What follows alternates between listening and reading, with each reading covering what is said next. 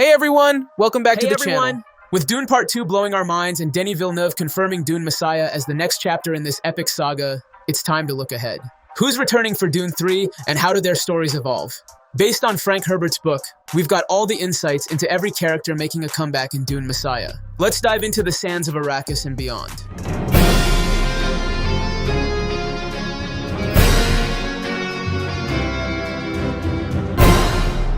The sprawling world of Dune continues to expand, and with the confirmation of Dune Messiah as Villeneuve's next cinematic venture, many familiar faces from Dune Part 2 are set to return.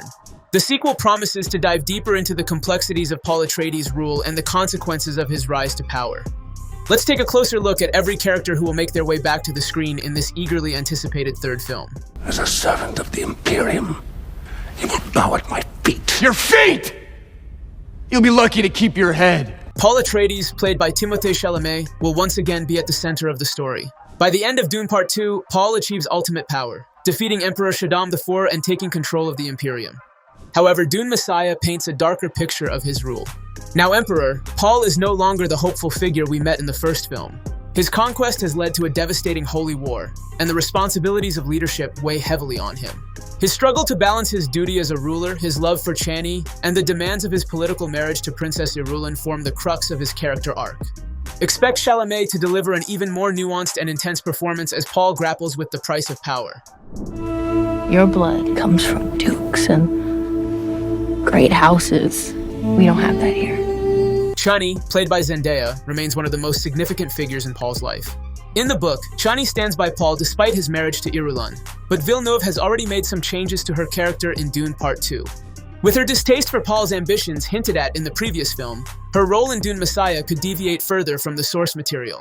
Whether she'll embrace Paul's vision or continue to challenge him, Chani's journey will add emotional depth to the story. You can't use direct force. You'll only end up humiliating yourself. You underestimate my Sardaukar. You underestimate the power of faith. Princess Irulan, portrayed by Florence Pugh, is another key player in the sequel. As the daughter of the deposed emperor and Paul's political wife, Irulan finds herself trapped in a loveless marriage.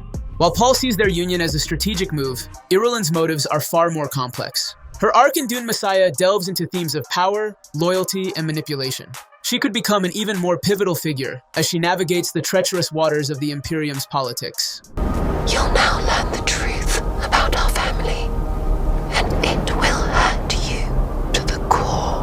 One of the most intriguing returns will be Alia Atreides, Paul's younger sister, who was briefly glimpsed in Dune Part 2. Played by Anya Taylor-Joy in a flash-forward sequence, Alia will take on a much larger role in Dune Messiah. As a child with the consciousness of the Bene Gesserit housed in her mind, Alia is a deeply complex character. She works to uphold the legacy of House Atreides while becoming embroiled in an assassination plot. Her character brings an emotional and human dimension to the political intrigue, and her bond with Paul adds layers of familial tension to the story. He's bluffing. Consider what you're about to do, Paul Atreides. Silence! Another familiar face is Reverend Mother Gaius Helen Mohiam, played by Charlotte Rampling. The Bene Gesserit leader, who tested Paul with the Gom Jabbar in the first film, takes on a more antagonistic role in Dune Messiah. She denounces Paul as an abomination, believing he has brought about the Kwisatz Haderach prematurely. Her conflict with Paul highlights the book's exploration of religious failure and ambition, making her a critical force in the narrative. Hashisha chi. Sheath Gim Shari.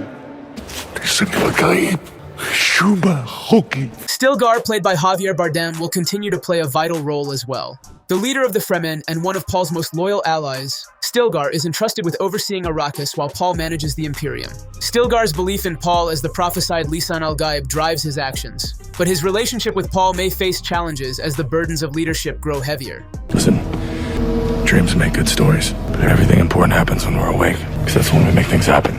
Perhaps the most unexpected return is Duncan Idaho, played by Jason Momoa. Despite his death in the first Dune film, Duncan is resurrected as a Ghola, a reanimated being controlled by its creator, in Dune Messiah.